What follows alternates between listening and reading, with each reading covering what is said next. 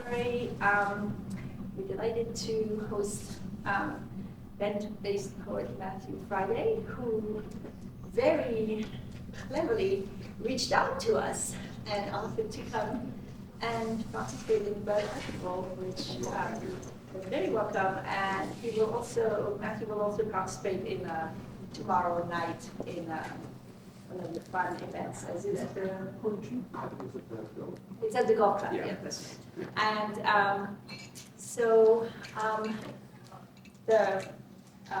Matthew has written poems about birds, but he will also read other poems about birds. So I will let him introduce himself. Thank you so much for being here. Thank you. Okay, thanks everybody for coming. Like Isabel said, I'm going to read a mixture of my poems from my books, which are available later if you are interested to purchase them. And I've got poems from much more famous poets from across cultures and centuries, and all about birds. I'm going to mix it all together. If you have any questions at any time, please just put your hand up. If they're about my poems, I can definitely answer them. If they're about the other poets, I'll try my best. But if you have any connections to the poems or any shared experiences, that'd be great. Sort of anything that makes you wonder or think, would be great to share that. Okay, I always like to start any poetry reading with a poem by an ancient Chinese poet, because they've been writing for thousands of years, and it's very humbling to know that really everything's already been said. You just have to try and find a way to say it more differently. And this poem is from 854 AD, and it's by Cu and he wrote this poem called A Lonely Wild Goose, and it goes like this. Line after line after line after line flies back over the border, and you, by yourself, saying it's fine. As it rains, evening comes, and you call with no answer. So, you alight at night, slowly on an icy and frozen pond. Above, faster than you clouds, heavy and wet, move towards the mountains and wintry moon. If you suffered the archer's arrow and streamer, could it be worse than going alone? I don't know. Being a lonely goose or being killed, I'm not sure. Here's another Chinese poet, Yan Wanli, from 1178. It says here in his bio that he wrote thousands of poems and burned 1,000 of them. So we're lucky to have this. This short one is called Cold Sparrows. Hundreds of cold sparrows dive into the empty courtyard, cluster on plum branches, and speak of sun after rain at dusk. They choose to gather en masse and kill me with noise. Suddenly startled, they disperse. Then, soundlessness. I think that really connects with the Buddhist notion of transient. Something's here in the moment and then gone, which is very relevant to birding. Birding is very like that. If you're lucky to even find the bird, it will go pretty soon. This is the opening poem from my full-length collection, just published by Kelsey Books. Wunderkammer, German for Cabinet of Wonders, and there are many bird poems in here because birds are wonderful. This is called American Kestrel. Face to face, you are smaller than your shadows quiver. You let your legend do the aiming. You perch on the riparian bush, on the edge of a searching hunger. Breast flecked with the brown prints of a dirty, patterning thumb on dough. I could cup you in my hands, or offer you as a prayer, send you flying heavenwards, or squeeze until I feel biblical, but I fear those claws would teach me too many lessons. You arrow away before I offer you permission, and I'm left bereft and learning. It's American Kestrel. This one is a poem called Swifts by Ted Hughes. He was a poet laureate, famously married to Sylvia Plath, and they had a famously bad marriage, very tumultuous, and ended sadly with suicide. That wasn't entirely his fault, but he spent his career writing many amazing poems, and this one is one of my favourites. 15th of May, cherry blossom.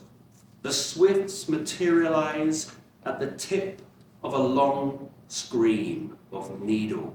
Look, they're back, look, and they're gone. On a steep, controlled scream of skid, round the house end and away under the cherries gone. Suddenly flickering in sky summit, 3 or 4 together, gnat wisp frail and hover searching and listening for air chills. Are they too early? With a bowing power thrust to left then to right, then a flicker they tilt into a slide, a tremble for balance, then a lashing down disappearance behind elms. They made it again, which means the globe's still working, creation still waking refreshed, our summers still all to come. And for me, swifts are one of my favourite birds. They're a bird that I would see above my house every summer, and they're part of the same family as the hummingbirds, which I love hummingbirds equally. So that's great that they're part. They are podiformers, which means they don't have any feet, which is not true, they do. But swifts very rarely go on their feet, except on nests. They sleep in the air, they can mate in the air, they do everything in the air. Whereas hummingbirds actually spend most of their time perching. Okay, another one from my collection. This one's called Gockata. Gockata is Swedish. It's the act of waking up early with the purpose of going outside to listen to the first bird sing. Living in the high desert is the excuse. Drawn out droughts and wingless winters. My heart aches for the bird song's unspooling of time's quickly wound up wound. In Bend, I may do with the blackbird's reedy trill, cooing morning dove, the sparrow gossip, anything to be boy again, to be blessed by the ancient inspiration to chisel holes in bone. But in these slow-burning end of days, wildfires reroute migrants, billions fall under cat spells or the trick of window panes, eggs hatch too early, spring begins to dinner. We replace forests with poultry farms, and canaries of all colours cry out. If only we would wake up early enough. What was the title of that? That was called Gockata, which is Swedish. And of course, as I'm sure you know, we are losing a lot of birds to cat window panes, deforestation, and the loss of insects, the parallel loss of both. We've lost a huge amount of songbirds in England because we're losing the landscape that holds the insects for them. This poem is by Jane Hirschfield, a brilliant American poet. I hope she becomes poet laureate one day. She deserves it. It's called The Woodpecker Keeps Returning. The woodpecker keeps returning to drill the house wall. Put a pie plate over one place, he chooses another. There is nothing good to eat there. He has found in the house a resonant billboard to post his intentions, his voluble strength as provider. But where is the female he dreams for? Where? I ask this, who am myself the ruin siding, the handsome red-capped bird, the missing mate. Hirschfield.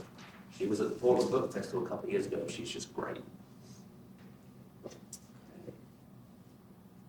This one is called His Wings.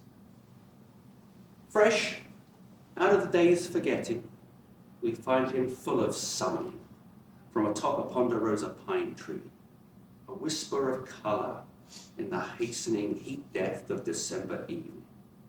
We turn our backs on Brookswood Boulevard, where commuters risk icy tire spins, to watch his Islamic moon body head up towards us, nodding as if he's the one God guiding us across the desert. When he leaps into the darkness, we gasp at his wings as wide as ignorance. He forgets us, and we continue on our path. Any questions so far or comments? Because I just keep reading and you just pitch it. Yeah. This one's called A Ring and a Prayer, and it's a prose poem. It's by Beth Ann Fennelly. So a prose poem is a poem that looks prosaic. It looks like it's written in a prose book. It's block, it's paragraph, but it's still driven by language and imagery, which makes it poetry. We thought the birds were singing louder. We were almost certain they were. We spoke of this when we spoke, if we spoke, on our Zoom screens or in the background with our pod folk. Dan, you hear those birds? Don't they sound loud? We shouted to the neighbour, and from behind her mast she agreed. The birds are louder this spring, this summer. I've never heard such loud birds. Listen to them sing. But the birds aren't singing louder. In fact, the opposite. Ornithologists have recorded lower decibel levels of birdsong. In the absence of noise pollution, our planes overhead, our cars rushing past with their motors and horns, our bars leaking music onto the street corners, the birds don't need to shout. So are we hearing birdsong now when it is quieter? Because we need it more. Poetry in the pandemic. Birdsong that was there all along. That was her poem, obviously written during the COVID pandemic, during lockdown. There was a lot of noticing of birds going on for some people for the first time. I guess birds all around the world went, oh, you just caught up, have you? Yeah, birds are great. Pay attention. This bird is called Courting Eagles. A pair of bald eagles, yin and yang, the early evening blue. A cluster of clouds heaping the background behind the doubled over daub of a half-winking moon.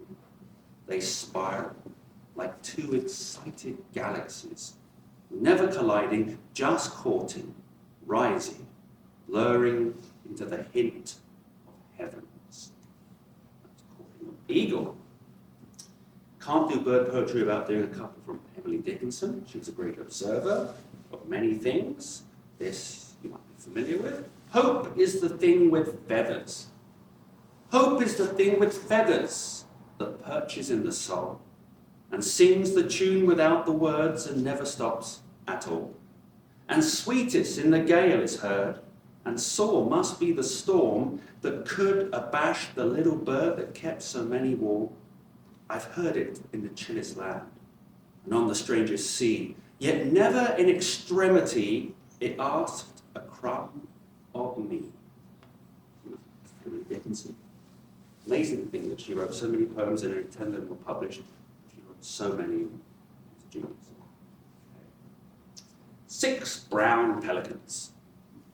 6 brown pelicans, mimicking the Big Dipper with wings of constant waves and rolling doughy clouds. They break apart into pairs, each an inseparable Gemini looking for a fortune in fish. An hour later, they reunite, a constellation of kite-stiff wings and pterosaur heads, dipping bills into the infinite green dark, waving hunger of being. Any questions? Anyone want to say something?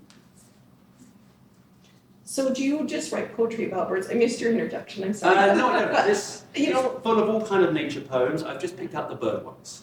Okay, and then when you write, can I Yeah. talk about your method? Sure. Can you talk about your method? Sure. I guess, well, I have a little notebook, and when we were driving over, I was kind of writing down feelings and observations, and then if it feels like something deeper than just a fact, I'll then try and shape it as a poem. And then sometimes, rarely, it seems ready quite early, but often you have to spend a long time crafting, rearranging, revisiting the poem. Some poems take years, some take 15 minutes. Some you revisit and revisit and revisit, and people reject it, and then somebody accepts it, and you don't know why they have, but it was just ready. And all these poems were written when I came here in 2020 at the height of the pandemic. I arrived on the 27th of December, and the Seattle immigration officer refused to take my paperwork. He said I would carry the British strain. That was a thing. There were strains, and apparently there was a British strain. And I said, but I'm British, but I'm flown from Switzerland. I haven't been to Britain for 10 years. And he said, it doesn't matter. I'm not taking your paperwork. And he went, stop. Don't get into any trouble. It was actually quite intimidating, I've got to admit, because I was like, if he says no, what happens now? And then because he didn't take the paperwork, I didn't get the residency card for 6 months, and all the residency card people kept saying, why have you got your paperwork? Because he wouldn't take it. Why wouldn't he take it? I don't know, go ask him. So I ended up in Hillsborough in a tiny airport with somebody saying to me, why do you have your paperwork? I'm like, just please take it. Congratulations. So that was actually a poem, I think, in here. But it's not about birds, so I won't bother reading it. But it is about kind of white privilege in a way, because I was privileged in that even though they didn't take my paperwork, I had the paperwork, and I got in, and it wasn't really a big deal. And it is a really big deal for many, many people. Okay, this is called The Darkling Thrush by Thomas Harney, a Victorian English writer of many pastoral novels. He gave up writing novels when he wrote a book called Jude the Obscure. And he gave it up because the critics' review of it was so condemning. It really broke his heart. And he dedicated himself to poetry. But his books were great. Jude the Obscure has one of the most shocking moments I've ever read in literature, but I won't spoil it.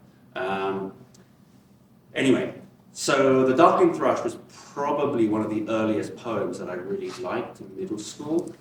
I think I liked it half because it's a really good poem and half because I understood it more than my classmates, so I felt kind of like, oh, I get it, this is great. Okay. I leant upon a coppice gate when frost was spectre grey, and winter's dregs made desolate the weakening eye of day. The tangled vine stems scored the sky like strings of broken lyres, and all mankind that haunted nigh had sought their household fires. The land's sharp features seemed to be the sentry's corpse outlent. His crypt, the cloudy canopy, the wind his death lament. The ancient pulse of German birth was shrunken, hard and dry, and every spirit upon the earth seemed feverless as I. At once a voice arose among the bleak twigs overhead, in a full-hearted evening song of joy illimited.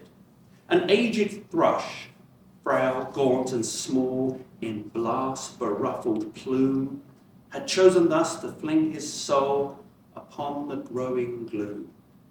So little cause for carolings of such ecstatic sound was written on terrestrial things afar or nigh around, that I could think there trembled through his happy good night air some blessed hope, whereof he knew and I was unaware. That's a typically quite depressing end, but still quite brilliant.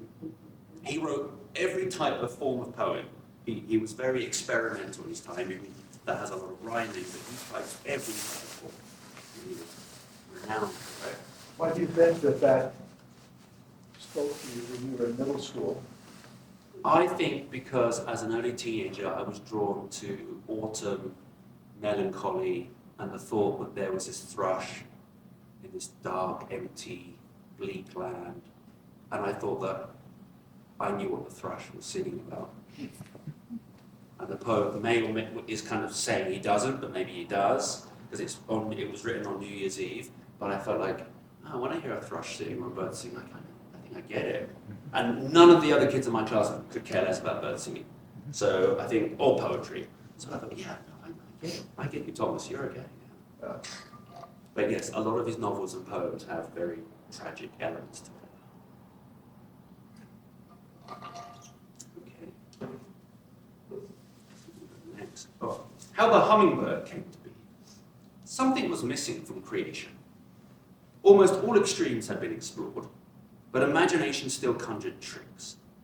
So the creator left a niche for being to fill, frantically on the edge of starvation, needing to feed every 2 hours or die, so much sugar to keep impossible wings beating, cells racing on the edge of atomic function.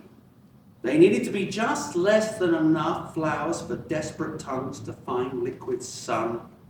The Creator added aggression, so that not even miracles were spared. For there to be diversity despite the mix of impossible ingredients is the miracle. And also hummingbirds aren't to be a miracle. We have no hummingbirds in Europe, then they don't exist in Europe or Asia at all.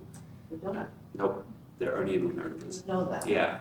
So seeing the first one drop out of a tree in January in San Francisco was quite shocking.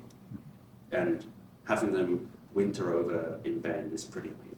I think everybody in America loves them. That's great.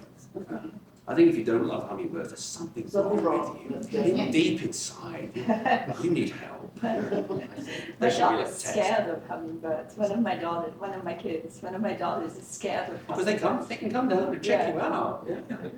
Yeah. This is called The Grackle by Ogden Nash.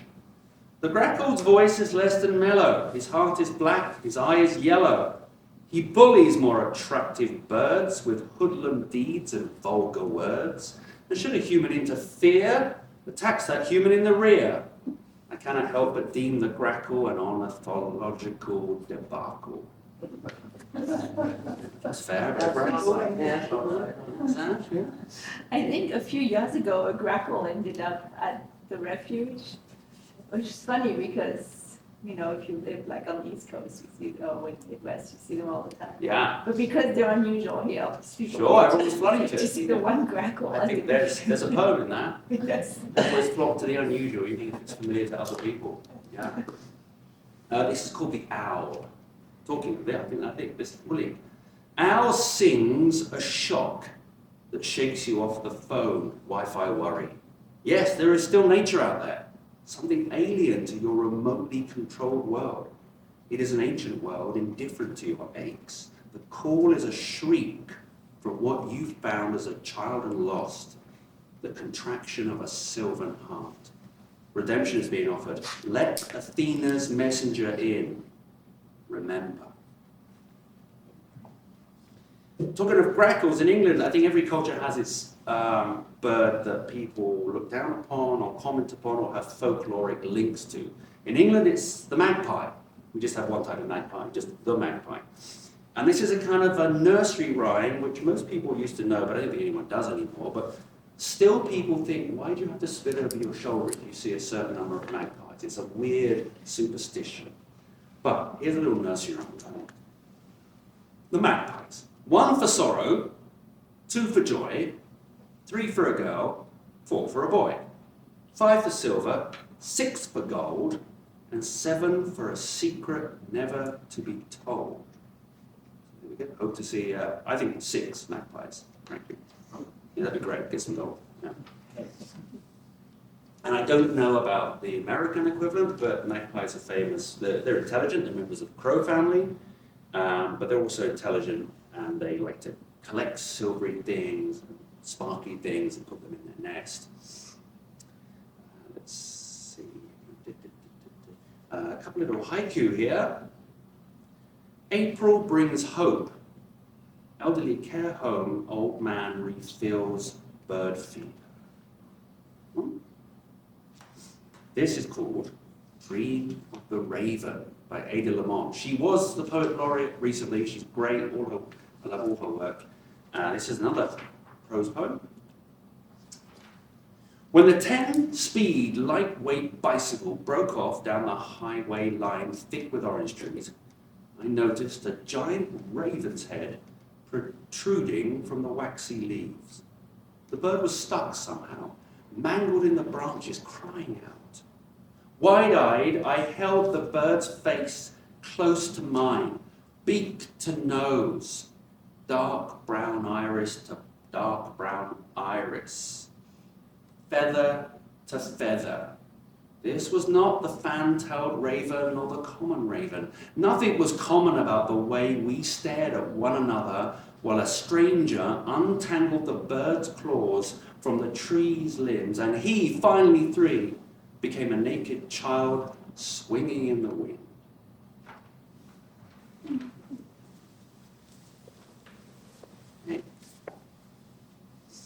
This is technically more about the fish than the bird, but it's a bird.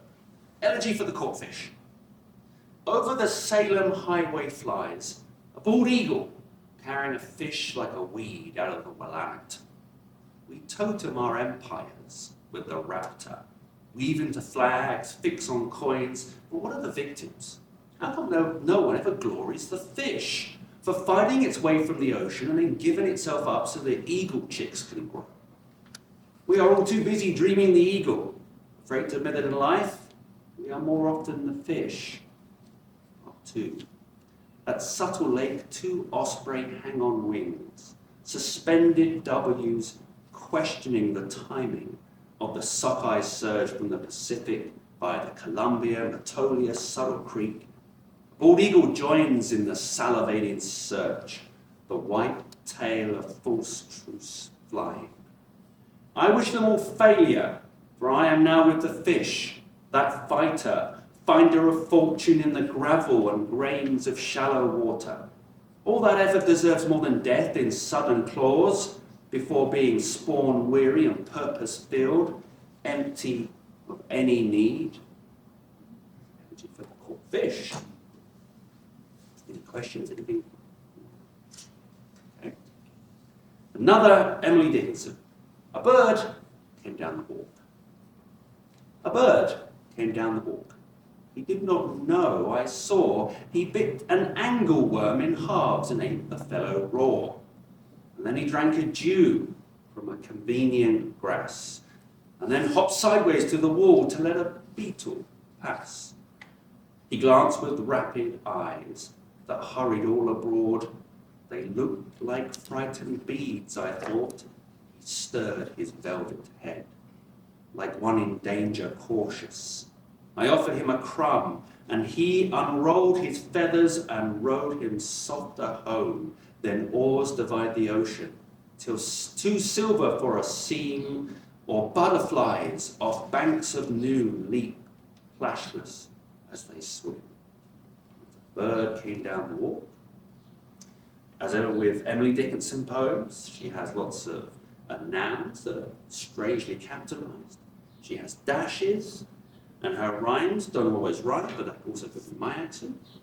And I'll talk about that in a minute in terms of how accents affect rhyme, because I'm going to read some poems by somebody whose stuff does rhyme, but doesn't always very soon. Now, she used a word in there, flashless. Flashless.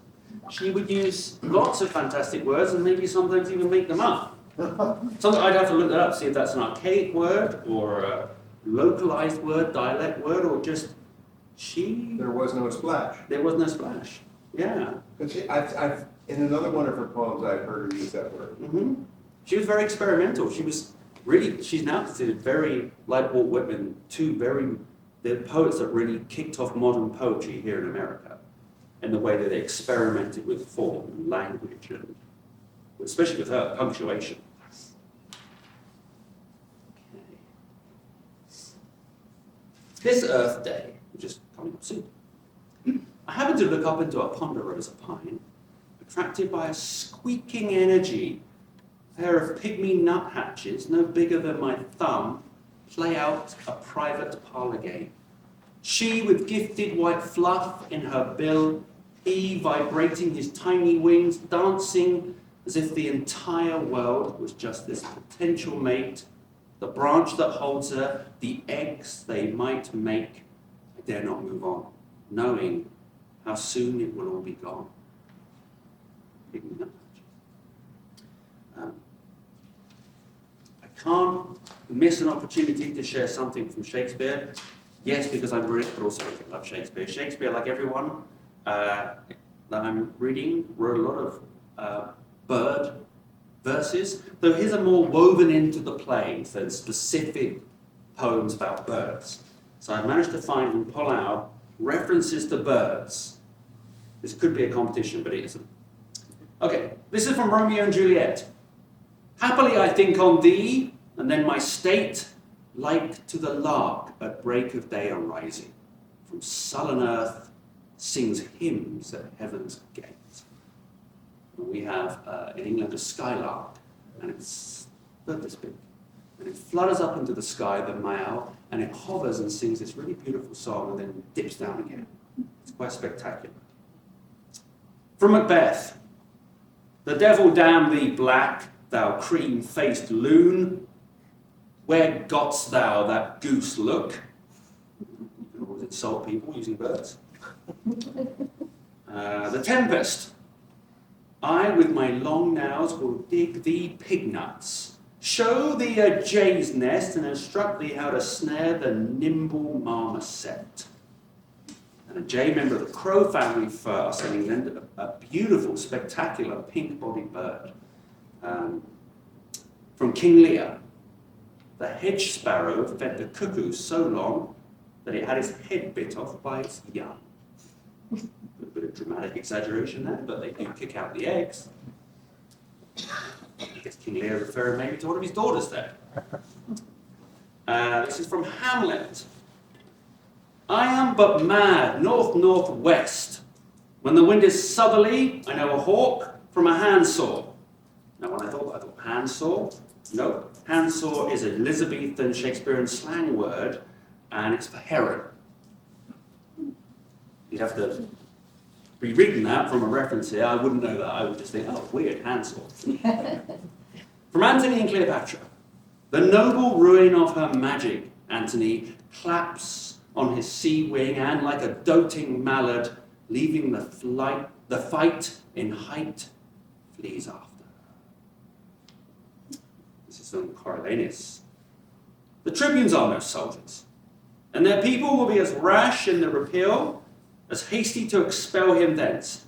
I think he'll be to Rome as is the osprey to the fish, who takes it by sovereignty of nature. And I think what's interesting about that is because there were many more osprey in Shakespeare's time than there are in England now. They're very, very rare, and they've been reintroduced in Scotland. We're talking like 30 pairs. And so they were all persecuted and shot. So it's incredible that he could write something that most people now in the whole of England won't witness. So it's great coming to Bend and seeing osprey. That's the first time I've ever seen osprey, or in the Columbia, where they're everywhere, and it's quite marvellous. More from Hamlet. To his good friends thus wide I'll open my arms, and, like the kind, life-rendering pelican, repast them with my blood. A bit of dramatic there, that's Hamlet for you. Macbeth. The raven himself is hoarse, the croaks the fatal entrance of Duncan under my battlements. Raven is a symbol of death, and Macbeth is planning to kill Duncan. So double money there. Ravens are not very common in England at all. That's another bird that's common in Bend, and I was really pleased to be able to see all the time. That was, yeah. How did you wind up in Bend? My wife was born and raised in Bend, but we met in Germany. We're both school teachers. We're public school teachers in Bend. We were in international school. Every city has many international schools, which is great. They don't tell you that in England because they lose all their teachers. So you find that out in job fairs. Then we spent a year in Bonn, 2 years in China, 4 years in Dresden, 2.5 years in Switzerland, and then COVID happened and my wife was like, I need to come home. So we did. And I'm still international, really. What are the birds that, if they leave the Tower of London, Yeah, that's the theme. what kind of birds are those? They're ravens. The only way to see ravens is to go to Tower of London, and they're brought in, and I don't even know, can they fly? They might clip their wings, because if they flew away, that would be disastrous. Yeah, it's actually an ancient myth that predates the Tower of London. It might go back to Lud, who was a Celtic god, and ravens being a bit like how the raven is Odin's messenger and seer around the world. Could have been a very similar situation. Yes, if the ravens leave, Tower of London is disastrous. What, ravens used to be common then in England? More common, but they were persecuted, but they're a bird of highlands. So you might see them up in like Dartmoor, Exmoor, but I've been to Dartmoor many times and never seen them. They're quite rare, except at Tower of London, where people like to feed them and chase them. The sparrow, very common. There's a special providence in the fall of a sparrow. Hamlet. I read a book by Bill Bryson about Shakespeare. It's really good. It's very thin and it's great. And he talks about how somebody in the 19th century, whose name I forget, somebody in New York decided to import into America every bird mentioned in Shakespeare. So this is why you have European starlings everywhere, and tree sparrows, and other things that are non-native. There we go. We can thank Shakespeare for that. And It was connected to Central Park, I think. I think so. That makes sense. Yeah. It feels like an apocryphal, legendary story, but if Bill Bryson says it in his book, Yes. he does great research. Trust it. A lot of them died out, except for the I'm sure. house sparrow and the starling. Yeah. Yeah. In England, we have the ringneck parakeet is a non-native species that has escaped. And where I grew up in southern England, they're a spectacular tropical bird. They're green, they're parakeets, obviously, with a little red ring-necked. And it's undecided if it was a private zoo that released them in the 70s or they escaped from Pinewood Studios where they were doing films. But they are completely non-native and they are the top of the food chain. They're bossier than crows and they are everywhere in southern England. Oh, And they're in London parks as well. I didn't know that. Yeah. This is from Richard III. Then in God's name march. True hope is swift and flies with swallows' wings. Kings it makes gods, and meaner creatures kings.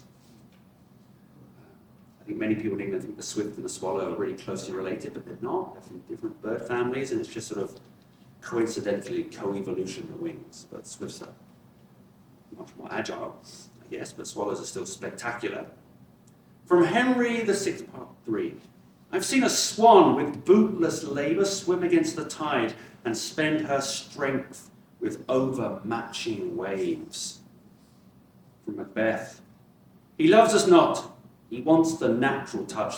For the poor wren, the most diminutive of birds, will fight her young ones in her nest against the owl. So there's a few of Shakespeare's birds.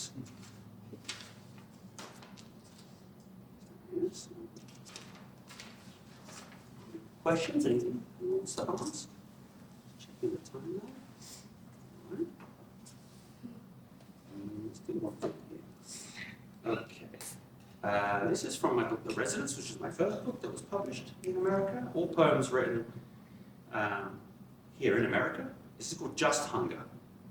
I run down to the sloping, sandy, yellow field, bumped by blackened heaps of old snow. Here are Swanson Hawk patrols, marking ley lines with sharp eyes, then watching them tremble from atop a roadside telegraph pole. Something new today. The shrubs torn up and the frosted field marked with little orange survey flags. His plot bordered by a growing forest of blocks and backyards. White salmon town spawning. Does he understand that he has lost the land of his ancestors? No recompense or apology, just hunger. Another prose poem by Mary Oliver, who's wonderful in all that she does, or she did. And I think Mary Oliver's a great person. If you're kind of newish to poetry, she's a great person to embrace. She's so accessible, so effortlessly spiritual. Called The Kingfisher. Kingfisher rises out of the black wave like a blue flower. In his beak he carries a silver leaf. I think this is the prettiest world, so long as you don't mind a little dying. How could there be a day in your whole life that doesn't have its splash of happiness? There are more fish than there are leaves on 1,000 trees.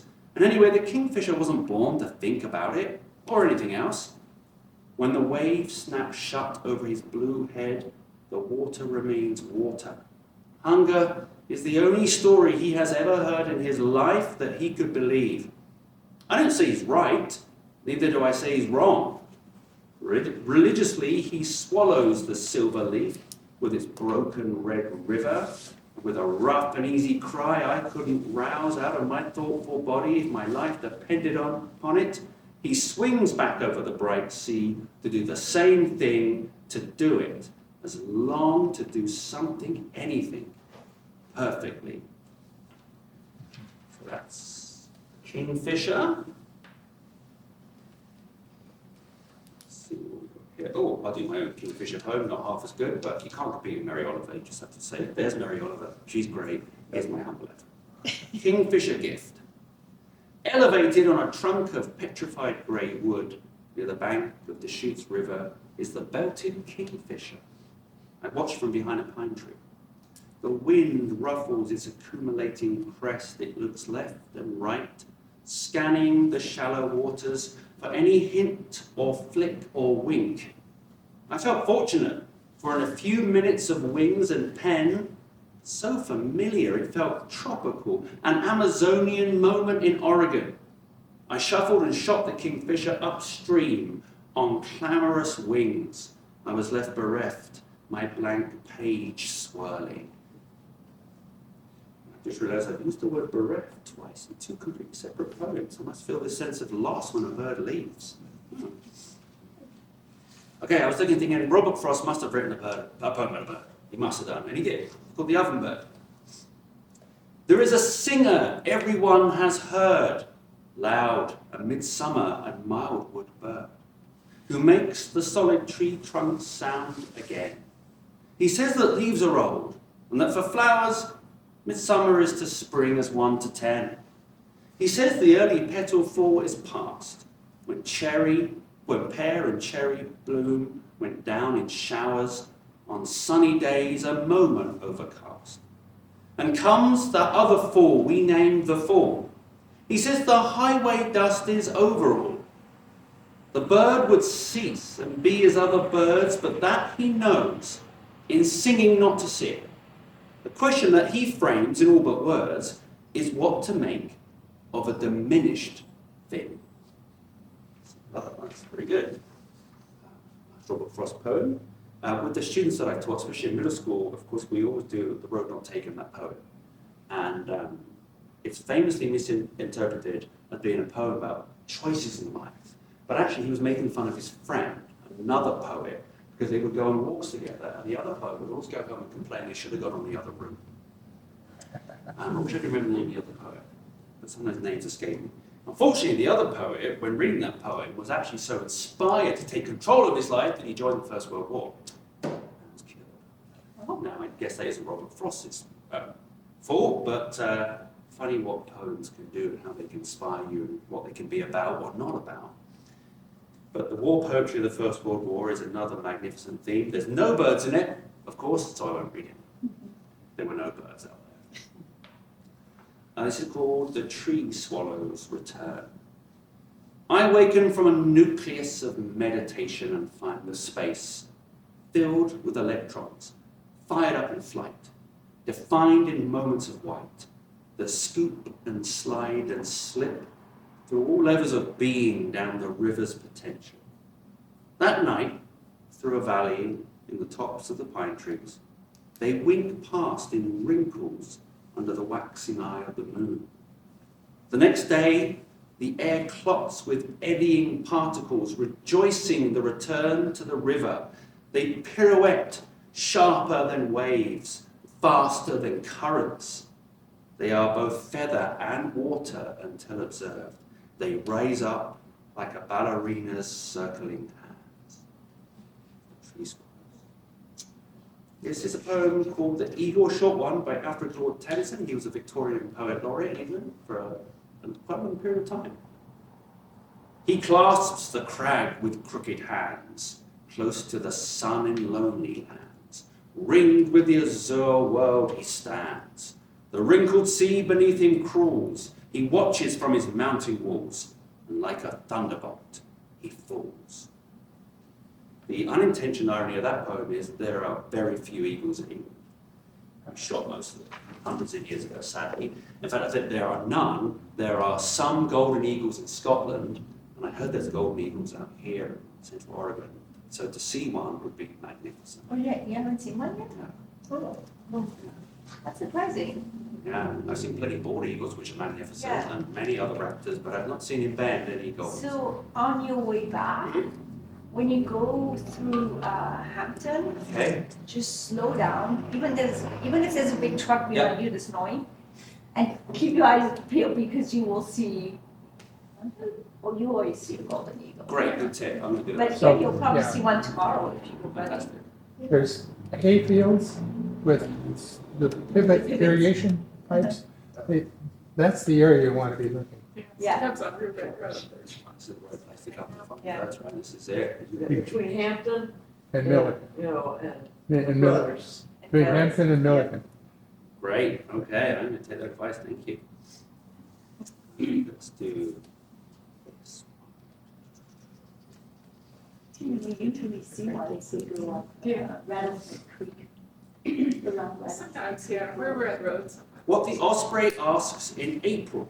I see osprey hover, folding back wings, reconsidering. I point to a walker on a phone and hope she sees the dive. This moment I am not me, I am osprey, rising up fishless and faltering, hauling itself over the rooftops, leaving questions about less fish lower river, fewer tree swallows, the walker a distant rectangle of light. That's from my little book, The Be All and End All, which is from Macbeth. I was teaching Macbeth at the time to middle schoolers, so that's my favourite of all Shakespeare's plays, so that. Time. Sharon Olds has a poem here called Birds in Alcoves. More and more along the shore of the northeast corridor, birds are standing in alcoves like telephone booths as the humans go by. Doorless, ceilingless closets in walls of reed whose floors are the banks awash in water of inlets and bays. Large wading birds step back into green recesses and stand very still, sometimes more than one in a narrow space. Sometimes a blue heron and a great egret facing each other, beak to beak.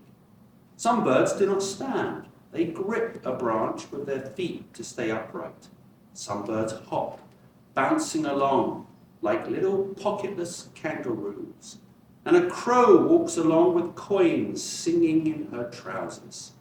But many birds freeze when they see us, like a horror movie, a scene in a house where a killer has a special room. Herons, egrets, ibises, bitterns, storks, cranes, coots, rails fall silent, struck motionless at our advent. Some sidestep for safekeeping into extinction. So that's a very uplifting poem there from Sharon. That reminds me of Daphne Who's du Maurier. that? Who is the poet? Sharon Olds. I believe she's a Scottish poet, but she lives here in America. And that reminds me of the Daphne du Maurier story, The Birds. Hitchcock made a film of it. That was good, but the story is even more compelling and quite shocking. In this house, and the birds are trying to get in. It's a really great short story. The birds. Okay.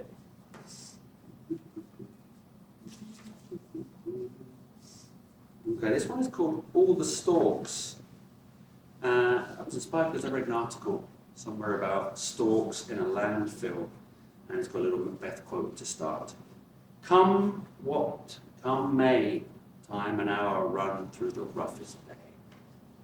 At Dandora landfill, zombies stalk a city of refuse stacked in the middle of slums.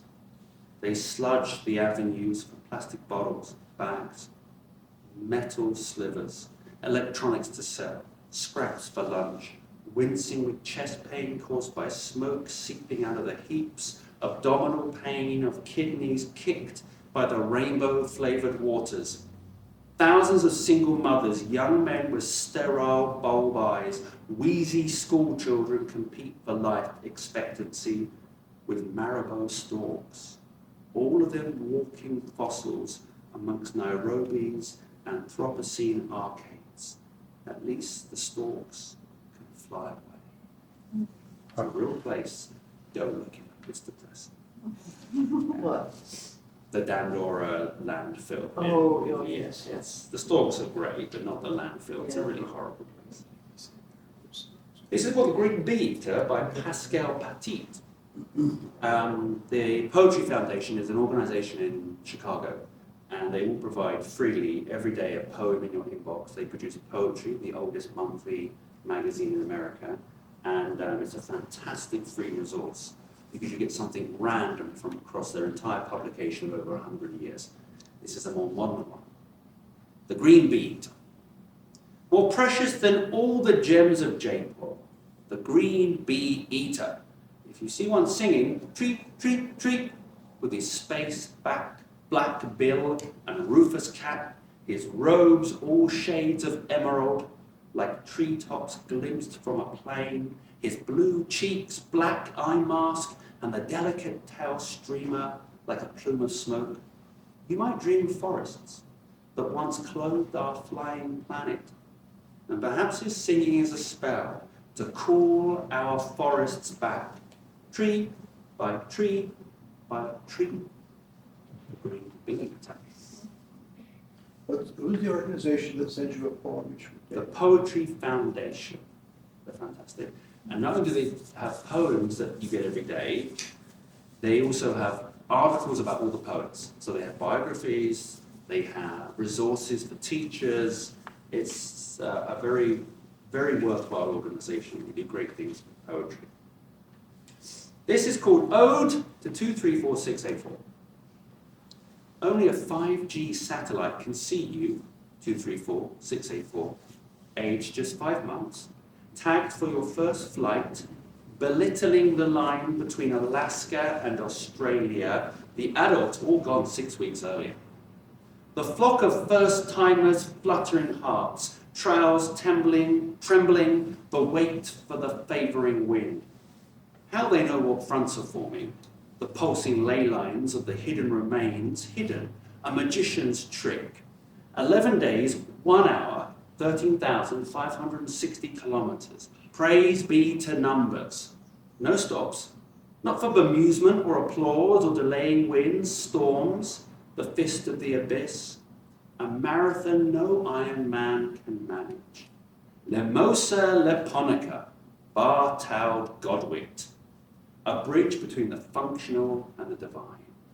Organs of your existence shrunken to myth, so the fat of the landlocked, insects, mollusks, worms, can keep you watered.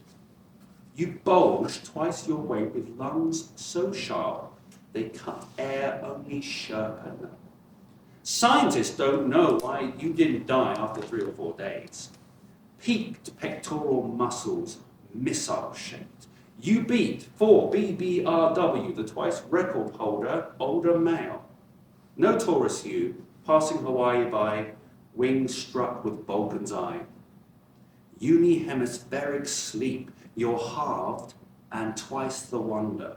Did anyone see you bullet by Kiribati, Vanuatu, track east of Sydney? What glitter, gut instinct, or commune mind, attracting you suddenly right to find Tasmania? Already mapped out is your March return, China, and the tidal flats of the Yellow Sea. It's pretty incredible that birds like that and swifts can close down half of their brain and sleep half their brain at a time. So they can stay half a brain awake to fly and half a brain to sleep. It's an incredible adaptation. Little poem by the Mexican poet Octavio Paz. I won't dare read it in Spanish because that would be a horrible mangled mess. So I'll read the English translation. It's called Exclamation. Stillness. Not on the branch, in the air. Not in the air, in the moment. Hummingbird. It's a little poem there. What's your favorite bird? My favorite bird? Yeah. Equally swifts and any type of hummingbird. And they're from the same family, so I think that's great. Swifts as a kid and hummingbirds now here. And when I see occasionally a swift passing, I get this sort of tremble. Like, there's a swift. Wow. Because they're not super common. You don't see them very often. They sort of migrate through, but in England all the time. But they're declining, so that the Ted Hughes poem at the beginning about swifts and the world's still worse because the swifts return. Well, there's been a massive decline in swifts. So Ted Hughes would have to write another poem about the world faltering, but he was a poet drawn to the spectacular in nature and wrote such incredible imagery. Okay, we're nearly at the end. I'm going to finish here with two British poets. D.H. Lawrence, famous for his controversial, once banned novels, Lady Chatterley's Lover and other such stuff, but he wrote poems. And here's his poem called Humming-Bird. He didn't realise that was one word. I can imagine in some other world, primeval dumb, far back in that most awful stillness that grasped and hummed, hummingbirds raced down the avenues. Before anything had a soul, where life was a heave of matter, half inanimate, this little bit chirped off in brilliance and went whizzing through the slow, vast, succulent stems. I believe there were no flowers then in the world where hummingbirds flashed ahead of creation. I believe he pierced the slow vegetable veins with his long beak. Probably he was big, as mosses and little lizards, they say, were once big. Probably he was a jabbing, terrifying monster. We look at him through the wrong end of the telescope of time, luckily for us.